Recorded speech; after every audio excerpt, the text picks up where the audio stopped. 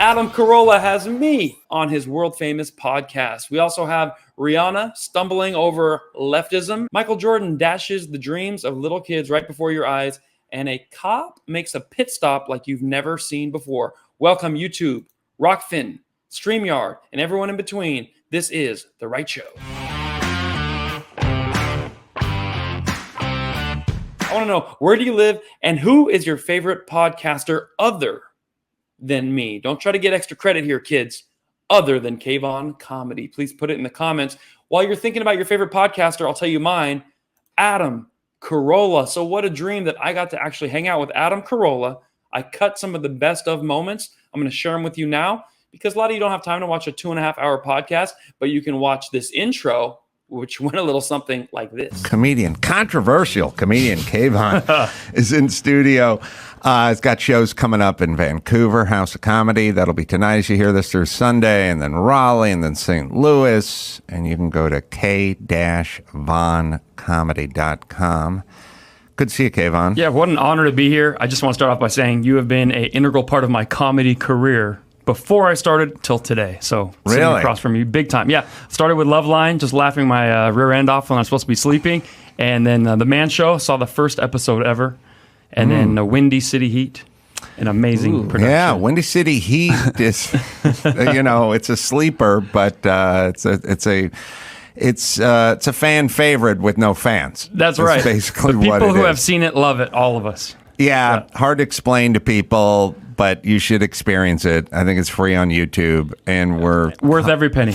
So while we're kind of going back and forth, Adam, if you don't know, he's not so much of a stand-up comedian. He does stand-up, but he's really found his voice as the co-host of Loveline, and as the right-hand man to Jimmy Kimmel. And Jimmy's gone a certain direction with his, speaking and his comedy, and he's offended. He's full entrenched on the left, from what I can tell. At least that's where that's where his bread is buttered. Adam Carolla is a blue-collar hero. He's an everyman who has only created companies and worked for himself for the last few decades. And you see the difference of a man who is free speaking versus one who is kind of controlled by the higher ups that pay him the big bucks. So I'm a huge fan of Adam, and we talked a little bit about being a sheep, being counterculture, and how that looks. Are you going to get corralled on one side of the fence, or do you want to be on the other? I'm with Adam on this. Take a look. If you write a book 15 years ago called In 50 Years We'll All Be Chicks, everyone just calls you names and tells you you're an asshole. Yeah. And then it all comes true. So it's like you're still an asshole. It's like getting in on the ground floor of Uber and then being punished. Absolutely. For it. And the only thing wrong with your book, 50 Years, was you were like 2 decades too late on that. Mm-hmm. Yes, we made it in about 12 years. Right. 12 years. And things I could never even have imagined. And here we are now. But you're one of the voices that are being created who, when you try to corral people and herd them into some retarded corral, most of the sheep are going to go, but some of the sheep are going over the fence and they're going to turn into wolves. That's exactly what's going on. So that's what I've been doing with my comedy is I was waiting for my favorite comedians to kind of speak up against some of this stuff. And you and a few other names did it. And I'm just looking around like, this is a wide open field. So I guess I went up over the fence, and I've been just free game hunting this whole time, just picking off the easy targets. And we were just vibing. It was such a great experience. Millions of people will see that podcast of his, and I've been getting messages from strangers and friends and family. So this is such a great thing. Please share these clips so that other people can see them too. And the things we're talking about are so important to me as a comedian. I mean, Adam called me controversial comedian. I've never been controversial in my life. I'm wearing a Dare t-shirt on the interview. I've never done drugs. I've never had a cup of coffee. I've never smoked marijuana. This is punk rock stuff in the year 2023, where if you're not rapping about WAPs and you're not twerking and doing drugs and begging Biden for a EBT card and to get out of jail early, then you're a radical punk rocker. So that's where I'm at right here. Can you believe it? Now, we continued with a little bit more, talking about a guy named Oliver Anthony. Now, if you don't know this country singer, I'm going to show you who it is because I've spliced this into a super cut so you too can experience Oliver Anthony. But at this point, 1 billion views. Everyone's heard this guy's song. And we were talking a little bit about that and how Oliver Anthony, a guy with no record deal, a guy with no major label backing him, is beating in the rankings and the charts well-entrenched big names like Taylor Swift. Take a look. Have you seen this guy? His name is Oliver Anthony. Mm-hmm. This country song, and he just filmed it by himself. And that's the power of the internet now. Is one guy and his banjo in the backyard. Rich men north of Richmond, Lord knows they all just wanna have total control. Wanna know what you think, wanna know what you do, and they don't think you know, but I know that you do. That song's number one. He's got his dog in the wide shot. Jason Aldean is like number two. So and Taylor Swift is like getting shoved down. They can't believe it because they've spent millions of dollars on these people, and now the people have the power finally. Well, let's drill down because you said, counterculture or the culture. So, if you really just think about it, who is the culture? Like, sort of what is the culture? And the culture is like, it's LeBron James. LeBron. And it's Oprah. And The View. The View. And it's surprisingly many black sort of, the Obamas, Jay-Z and Beyonce or whoever, that's the culture. Yeah, that's the royalty. All right. Do any of them listen to Hank Williams Jr. in their Denali? And the answer is no. The culture hates country music. Right. So country music is a pushback on the culture, and that's why, yes. The number one song right now on Billboard is Rich Men North of Richmond by country music singer Oliver Anthony, who's never had a number one hit That's ever. what we're speaking of. Yeah, and the song's been described as a blue-collar anthem, an everyman anthem, and a right-wing anthem. Right, and here's why the culture hates that, because anything that's counter to let's transition kids makes you a right-wing extremist. Exactly. And it's like, no, this is the culture. It's a guy singing about hardworking people and wanting to hang on to some of their money and working a 40-hour week and wanting to be able to provide for their family. That's what the song's about. The song is about what the country is about. It's not a right-wing extremist counterculture punch. It's not even talking about religion or anything else. It's just talking about the middle class and blue-collar workers. Regular issues. Which those dickheads always claim to be a fan of or never a fan of. They never stop talking about the middle class, but they never do shit for the middle class. And if someone comes out, there's no hero of the middle class that they ever embrace. Well, you love the middle class. Why not embrace the hero of the middle class? And this guy is the hero of it, and it's just cool to see who likes him and who doesn't. They do articles every day on Facebook. Someone is like, this song is talk about a guy who doesn't get it. And right. It's got like 300 million views in the last 3 days. I think he gets it. Well, and that's also the beauty of essentially corrupted entities like Rolling Stone magazine, which is you guys review music, or at least that was your job. This guy has captured the zeitgeist of America times 2 billion views on YouTube. The lyrics are good. The song is nice. I've heard it a few times, and Rolling Stone is going to attack it. Now, doesn't that just tell us about your politics, Rolling Stone? That's what it is. Right. The other songs on the Billboard, number 2 is Luke Combs doing a cover of Fast Car. Okay. All right. Morgan Wallen doing Last Night, and then Taylor Swift for Cruel Summer. So it's country, and country. Yeah. Pop. Taylor Swift country pop, I guess, yeah. Yeah, and then what's next? She's pop. Yeah, and then it goes to Selena Gomez and Olivia Rodrigo.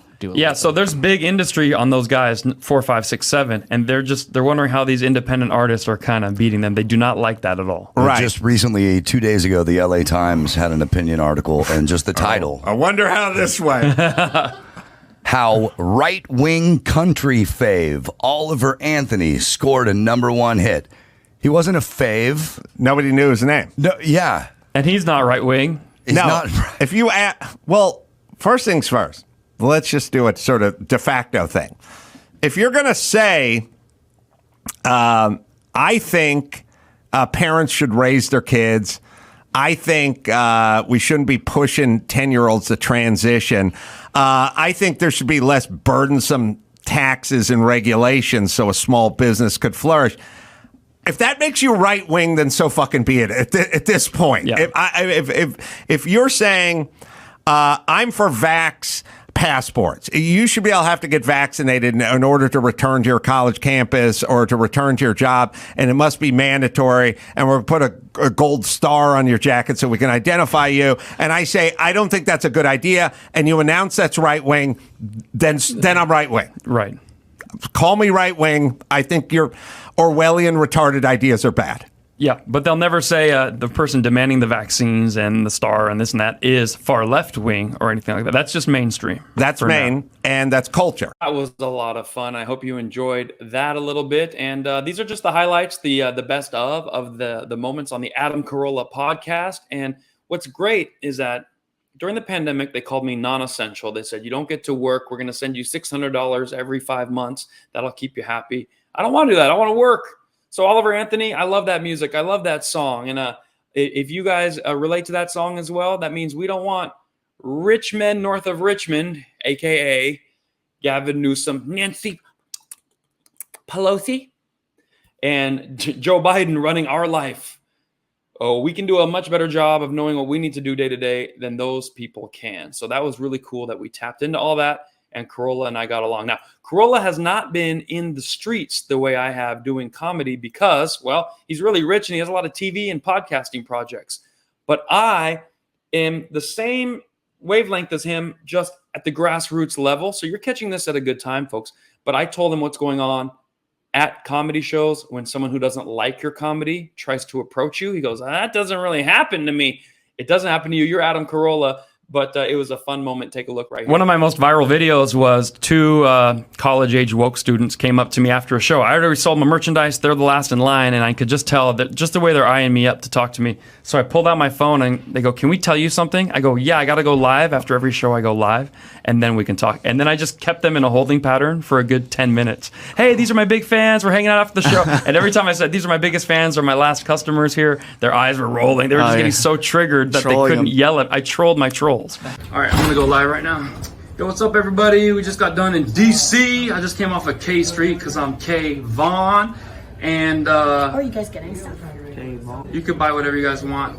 Everything's 20 though. Okay, cool. Yeah, we're. I just came here from K Street, and it was really fun tonight. We had a fun comedy show. Everybody, thank you for tuning in. We did jokes about everybody. We said thanks God. Remember that joke? Thanks God. We said thanks God, which is what my Iranian Muslim immigrant father says every time I come home. He's like, thanks God you are home safely. How was the crowd? Thanks to God you are here. So everybody, follow me on the tour. First of all, 3 more shows in DC, the nation's capital. God bless America. Thanks God for 4th of July. Not 4th of July. My dad always says that. It's not 4th of July. It is 4th of July. And also, thank you for watching. I'm DC. Now I have them where I want them, and obviously if I'm just talking to my live feed, I can say anything I want about San Francisco, which is the mecca for the leftists. So you start talking about San Francisco, and now you're crossing the religious lines. Yes, I am in DC, but I'm going to be in San Francisco in 4 weeks. Awesome. Oh, really? You're going to go to San Francisco? Of course. Hell yeah. We got roasted alive. Roasted? Yeah. We got the fans here. We got fans that are still here. Probably switch up your show a little. A little. What? No, we got fans here trying to buy some merchandise. Listen, be in San Francisco. I wouldn't say I'm necessarily on the market. I don't know. You're not on the market? Then don't touch the goods, girl. Yeah. Store closed. Fair. All right, we got people. Store closed. Store closed. Oh, I was putting it back. No, store closed. The store be closed. She says she's not in the market. All right, guys. So I'm gonna be in San Francisco. Check me out in Houston, Texas, DC. 3 more shows.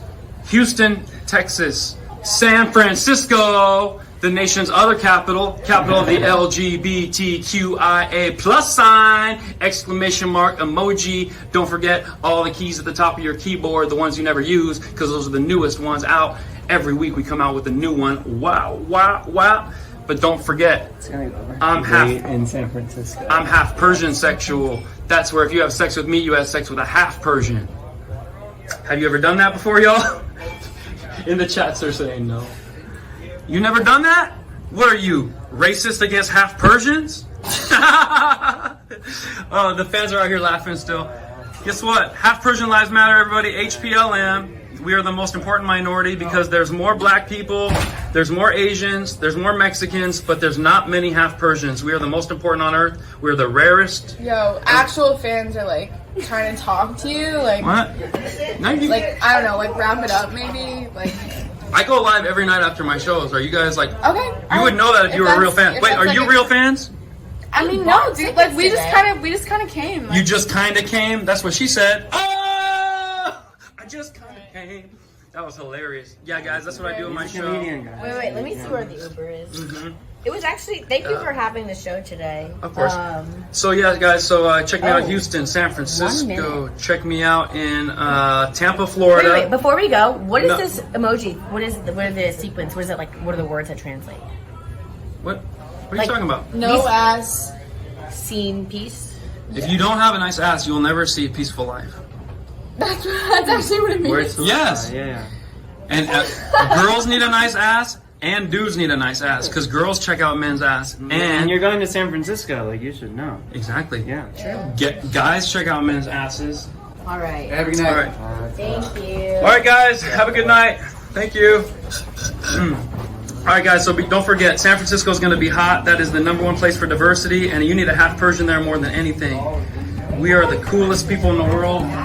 Come back. I'm almost done. You go, and I'm almost done with my live, and then we can argue more about whatever you wanted to tell me. So how fun was that? This was a cool way to deal with a heckler at the end of a show, a Karen, a Kanene, and a Karenita, who all wanted to yell at me about which jokes they didn't like. They were stuck dealing with the guy who was going live the entire time. I hope you enjoyed that, and I was still throwing jabs the whole time. So back to hanging with Adam Carolla. We had a really good time on the podcast. And of course, what came up? None other than Britney Spears. Now, it just so happens Britney Spears married a Persian guy, Iranian. And well, ladies, you do not want a man that's any more handsome than me. This is the limit. Once you get to this, tap out. Because if you go any more handsome than me, the guy is probably... Take a look. Britney Spears, she's filing for divorce with her husband Sam Asghari, who is Persian. And I'm, I didn't tell you. Oh, I'm I Persian. forgot you're Persian. Yeah, so I'm half, but my dad's Iranian, and so Sam is kind of a disgrace to us. Is he? Yes, first of all, he married her. An Iranian's supposed to make it on your own. Get your own Mercedes, You want a disgrace. That's right. If she was a dog or a cat, would we suggest putting her down? Who dodged the biggest bullet in entertainment history is probably Justin Timberlake. What did he do? Well, with Britney and him were an item for a couple years, and he just took a left, and he's probably looking at this going, I'm a genius! Yeah. Yeah, he saw it. He saw it. He was early money on it. And he's trying to sue her now for more money after they already signed the prenup. But instead of Sam Asghari, they're calling him Scam Asghari. Well, it's like... And he doesn't really look like the straightest man on the block anyway. He looks like he was kind of a beard to begin with. And there's a lot of pictures of him floating around with his perfect abs holding his buddies. Model. Yeah. Yeah, so it's I wonder if that was a sham altogether. Oh, sham. Sham Asghari. Yeah. Yeah, I don't know. Maybe it was. he's a little I still too cute. believe in love. You better work that. Sam, a.k.a. Sham Asghari, if you want a Bugatti, if you want a Maserati, if you want BMW, if you want Mercedes-Benz, you are Persian. You don't marry the Britney Spears. You have to work, bitch. All right, I hope you enjoyed that. That was the conclusion of my little recap of the Adam Carolla show. I hope you enjoy it, and go watch the full episode. There was tons more moments if you enjoyed that to enjoy as well, but those are some of my personal favorites. We'll be back with a whole lot more of The Right Show right after this. Megan Rapinoe has been a source of comedy for me for the last month, and the main reason is this. The media has been putting probably a $50 to $100 million budget behind promoting women's soccer at a global scale. And because they're promoting women's soccer, I have a joke about women's soccer. And if I use a thumbnail of Megan Rapinoe's face, it gets sucked into the algorithm and shot to all the people who've just recently clicked on a Megan Rapinoe thing on accident, or a women's World Cup, or a blue hair dye kit. And now I'm benefiting from the money they're spending. Does that make sense? So I'm riding the coattails of something that's already in motion, and that has gotten me 5 million views on one comedy clip by myself. I'm seeing a little trend. I think I know what I'm going to do from now on. Find out what the media is already pushing and take the jet stream, like one of those little fish that goes like sucks onto like a whale and just eats all the plankton the whale misses. That's what I'm a sucker fish, baby. But I'll tell you what, it's going great. And other people are seeing this on TikTok, and they're doing what's called a duet or a lip sync or a reaction video. And these reaction videos, there's been hundreds of them done. I want you to watch other people laughing while watching the comedy clip. It's a little meta, but it's a lot of fun. Take a look. Megan Rapinoe is like a soccer player. She's got like pink and purple hair. And this is what messed me up. She went to the White House. I've never been. And she got to meet the president. I never got to do that. And she went on TV and was like, this country's never been fair for people like me. Because she's like LGBTQIA+. And I looked it up. She gets paid to play soccer. $3 million for playing soccer, you guys. Not even real soccer. Women's soccer. She also has sponsorships she does not deserve. She got paid $1 million from Victoria's Secret. And if you've seen her body, she has no secrets. Let's be real. I looked it up. She gets paid $3 million a year from Subway sandwiches for a woman that does not want a footlong in her mouth. I'm just saying, she wants to eat fresh, but not like that. She should be sponsored by Arby's. That's all I'm saying. Arby's roast beef. Oh, burn. We roasted her roast beef curtains alive with that clip. And that was a very fun clip that I made. And people are sharing it all over TikTok, Instagram, and YouTube. So thank you for 5 million views and counting. I think it's going to go to 10 million. And that's really cool. And you guys are so generous. We have to give a little shout out to Sugar Dad. This is episode 124. Sugar Dad threw $100 in the pot, so thank you for doing that on YouTube. That means just somebody throw in $24, so at least every episode I get an extra dollar here. I want to get to $124 in the pot, but let's give Sugar Dad a big thank you. The way we do it right here, boom. Very generous of you, and all that money goes towards advertising my upcoming shows, getting noticed by people like Adam Carolla, my heroes, and going on their podcast with a nicer eyebrows, so I look at least halfway like Sam Scam the Sham Ashgari. And a lot of you noticed that Megan Rapinoe, I'm the one dunking on her, and I coined the term the turf smurf once she came out with her blue hair. So nothing gets by me, folks. Turf smurf. Now, and I'm going to tell you some tour dates we have just added. We go to Raleigh. Why don't you rally with me at Raleigh, North Carolina next week? St. Louis, Indianapolis, Brookings, Oregon. You cannot buy tickets to Brookings. You have to go through the I believe it's called the Elks Lodge, and they're going to help you get tickets that way. We have Ashburn, Virginia, 2 shows. It's a dinner plus a comedy show. You got to eat dinner to enjoy that one.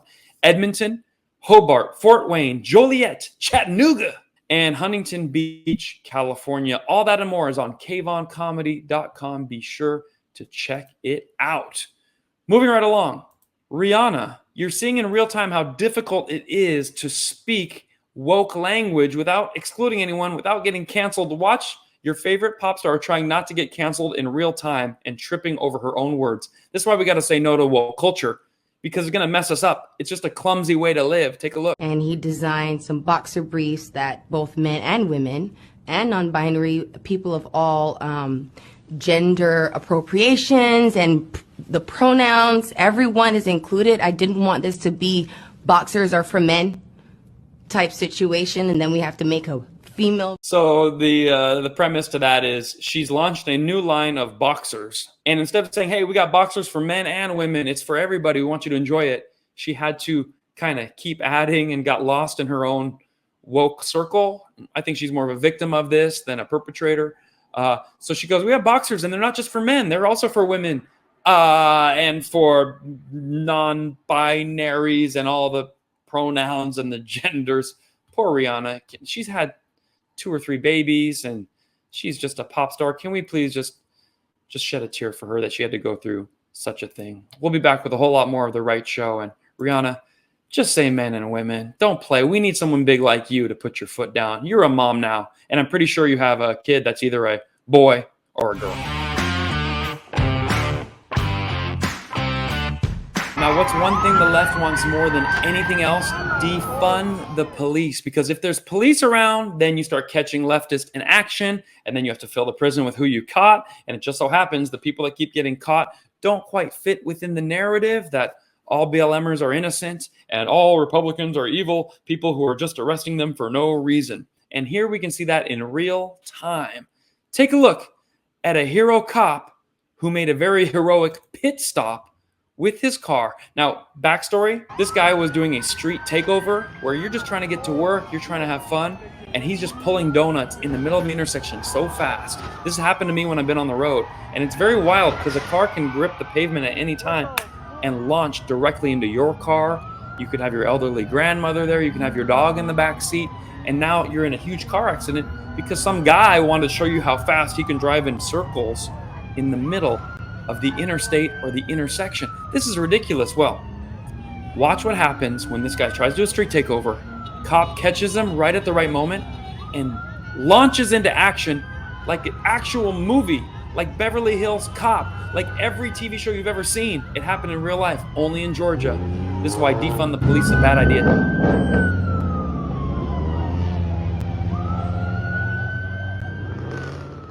And there the cop goes, sliding over the hood, gun out, pulling the guy by the hair. Turns out he was an Antifa BLMer. That doesn't always mean black person. BLMers, people who love BLM, are just criminals of all different ethnicities that hide behind the BLM logo. Like, no more police, please, so I can rob your Walgreens. So that's exactly what happened. Now, I wanted you to see up close. This guy has photos of him jumping over the hood, and the state trooper is like a celebrity now. Look at this photo of this guy. I mean, hello. Is that not what you want to see? He looks like he has some arm tattoos. He's fully flexed. He's got his knee on the back of the BLMer, who is a Caucasian BLMer, but that doesn't much matter. I'm going to walk you through how that became the coolest poster ever. That should be on every recruitment video. Then here comes Washington Post with their infinite wisdom. Some leftist who went to college and came out saying, this is not right. And they want to inform you that this pit maneuver where you push the car to one side and bring it to a complete stop, this pit maneuver has killed at least 30 people since 2016. Boo! What year are we in right now? 2023. So 2016, 17, 18, 19, 20, 21, 22, 23. 8 years, this maneuver has killed 30 people. You know what the Washington Post doesn't tell you? How many lives has this maneuver saved since 2016? I'm guessing 300-400 people. When we go and watch that video again, focus, BLMers, focus on the people getting hit by this guy's car as he's trying to evade the police. Now, they call the police pit maneuver, which has killed 30 people in 8 years, a deadly force behind the wheel. When will these cops be stopped? Had he kept driving, how many more black people would he have hit and crushed and run over? But Black Lives Matter doesn't care about black lives. They only care about demonizing the police, demonizing Donald Trump, demonizing the conservatives, the Republicans, and demonizing you. Do you agree or disagree? Put it in the comments. Call me a racist, white supremacist, Republican, rapist. That's what you do if you're on the left, because you have no argument. I thought this was fun. Michael Jordan made a promise to the kids at this local rec center that if he misses one of these shots, they all get a free pair of Jordans. Take a look.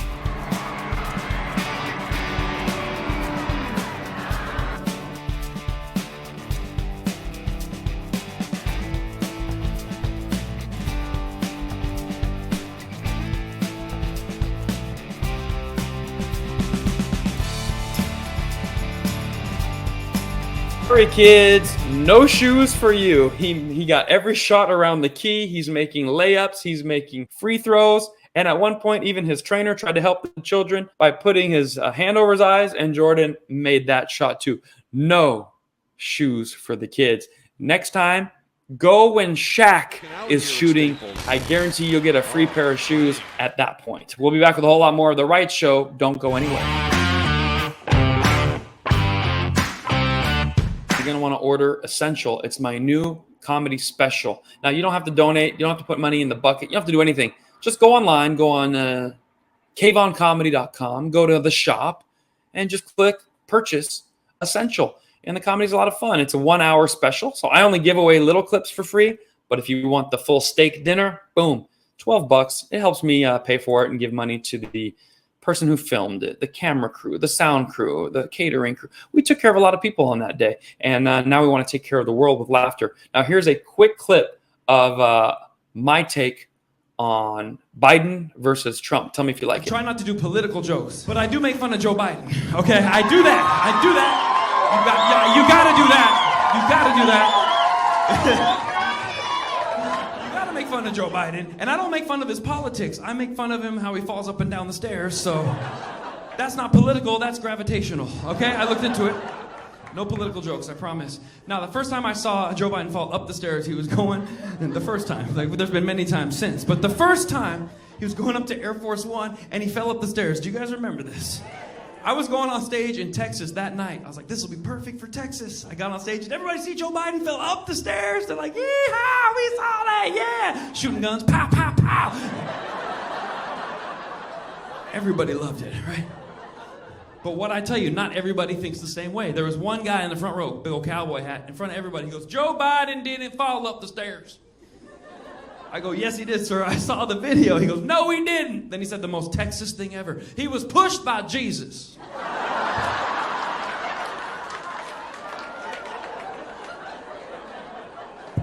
Jesus. I'm like, that is so Texas. And then some other guy's like, Jesus wouldn't have pushed him in that direction. I'm like, stop it, stop. What is wrong with this crowd? The crowd's not supposed to be funnier than me. Shut up. I was losing control. They got bigger laughs than I did that night. Then I went back and watched the video. It looks like he was pushed by Jesus. They made a believer out of me. Because if you watch the video, he fell 3 times. Where's my church going, people? 3 times. Everything happens in threes. The first time he fell was the Father, then the Son, then the Holy Ghost, all the way down. I said, that's the Holy Trinity right there. But we can't make fun of one and not the other. Now, I do some jokes about Donald Trump. Now, we have to admit, Donald Trump's press conferences were exciting because we never knew what he was going to say. He never knew what he was going to say because there was no teleprompter. He would just talk to us. Joe Biden always has a teleprompter. He doesn't read it very well, but he's got a teleprompter.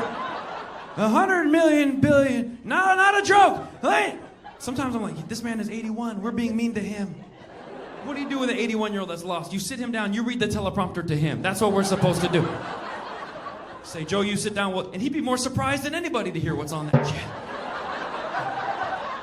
Joe, tomorrow we're sending 130 billion to Ukraine. We are? Yes. If you let us finish, you get an ice cream. I like ice cream. What?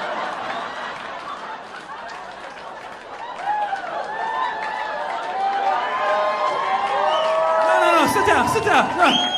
You don't get an ice cream till we finish. Sit down, sit. Now, Donald Trump is just about the same age, but he would just, as soon as he heard something, he would tell the people immediately, even if it was classified. No permission. Do you guys remember when there was a spy balloon that came from China? And we didn't find out about it till it hit Montana. They shot it down in North Carolina. The spy balloon. Some of you forgot that. Yeah. If Trump was president during that, we would have known as soon as it left Beijing. Because he hates China. He'd be like, what's happening? What are they doing? What's going on? You serious? I'm telling the people. The people need to know. Well, I'm telling, I don't care. I've just been told, let's do a press conference, folks. Let's do a press conference. Gather the people. I've just been told there's a great big balloon coming from China. Can you believe this? A great big balloon. What? Are we allowed to know this? And he would always speak at a 3rd grade level so everybody could understand at the same time. I like that. Even people who just illegally moved here, like, there's a balloon coming from China. Presidente says a balloon is coming. It's like, that's cool. We all got to be on the same page if we're going to be united. And it was great. There's a great big balloon coming from China. This is not a birthday balloon. I already asked. I said, is this a little birthday balloon? They said, no. They said, this is not a birthday balloon. It's a Chinese spy balloon, folks. 3 school buses wide. Can you believe this? 3 school buses. We've all been on a school bus, yellow, one of the best buses around. We love those. The children. We all have great children taking those buses every day. China's sending a Chinese spy balloon, and we have very weak leaders. They're not popping the balloon. I would have popped it so fast. You really gotta pop these things. Really. Yes. I'd go up there and pop it myself if they let me, folks. And then he would always throw something we never thought of. If you don't pop the Chinese spy balloon, next Mexico will send a spy piñata like you've never seen before. Believe me. That's what they do. Spy piñatas. And when you break open a Mexican spy piñata, candy does not come out. More Mexicans do. I've seen it a million times before. Into the million times before, folks. Ladies and gentlemen, I hope you enjoyed that comedy clip. That was ripped from a live show. Many of you have not had the chance to come see me live in a long time. And so we're improving the jokes. We're making the stories tighter, funnier, making them more palatable to a wide mainstream audience. The muscles are getting bigger and bigger. Each time I go to the gym, I'm like thinking about more jokes, get them stronger. Yeah, you have to do it. You have to get better. And each time you're in the gym, the muscles feel like they are coming. When I make my arm big, it's like it's coming. My neck muscles, they are coming. Everything is coming. Can you imagine how fantastic that feels for me? All the time I'm coming. This is a quote from a very famous movie called, put in the comments if you know, Pumping Iron. You have to watch that movie, seeing Arnold at his best. We're trying to be at our best at all times. I think we're doing that. So, folks, thank you for watching the recap, the Adam Carolla Show podcast, the comedy clip from my last big show at the Irvine Improv. 500 people came to that event. And that's what we're going to do in the year 2023 and 24. We want to make 500 people per show, the baseline, and go from there. I've seen some of my friends I started with, they don't do shows anymore for less than 1,500 people per night. It is not impossible, and we're going there together. So I'll remember who's been in the comments since day one. The Right Show podcast. We tell truth through comedy. We're waking America up with laughter, and we're having a good time doing it. Make sure you go and visit your local podcast subscription and give this podcast 5 stars if they offer 5. If it's 10, if they offer 10, give it 10 stars. If they offer 100 stars, please don't give me 5 stars. That's all I ask. And if you want to pick up some cool merchandise, I have the Go Fuck Yourself merchandise. Anyone who talks crap to you, you can have the hat, the shirt, the book bag, the sandals. Tell them, go fuck yourself, because we're having fun and we're not taking a backseat to anybody. Thanks for tuning into The Right Show. We'll see you next week, right around the same time, with a whole new hour of fun. Peace.